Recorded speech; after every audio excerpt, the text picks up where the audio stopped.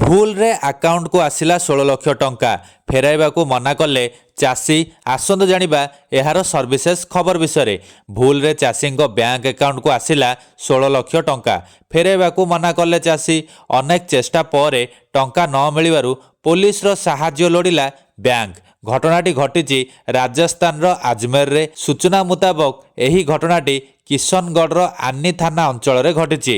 ଛୋଟାଲାମ୍ବା ଗାଁର ବାସିନ୍ଦା ଚାଷୀ କାନରାମ ଜାଟଙ୍କ ବ୍ୟାଙ୍କ ଅଫ୍ ବରୋଦା ଆକାଉଣ୍ଟକୁ ଭୁଲବଶତଃ 16 ଲକ୍ଷ ଟଙ୍କା ଆସିଥିଲା। ଟଙ୍କା ପାଇବା ପରେ ସେ ନିଜର ଋଣ ପରିଶୋଧ ପାଇଁ ଏଥିରୁ 15 ଲକ୍ଷ ଟଙ୍କା ବ୍ୟବହାର କରିଥିଲେ। ଡିସେମ୍ବର 31 ତାରିଖରେ ନ୍ୟୁ ଇଣ୍ଡିଆ ବୀମା କମ୍ପାନୀକୁ ଫସଲ ବୀମା ପ୍ରିମିୟମ ଭାବରେ ପଠାଯିବାକୁ ଥିବା ରାଶି ଭୁଲବଶତଃ କାନାରାମଙ୍କର ଆକାଉଣ୍ଟକୁ ସ୍ଥାନାନ୍ତରିତ ହୋଇଥିବା ବ୍ୟାଙ୍କ ଜାଣିବାକୁ ପାଇଥିଲା। ଏହାପରେ କାନାରାମଙ୍କ ସହ ଯୋଗାଯୋଗ କରାଯାଇଥିଲା, ହେଲେ ସେ ଟଙ୍କା ଫେରାଇବାକୁ ମନା କରିଦେଇଥିଲେ।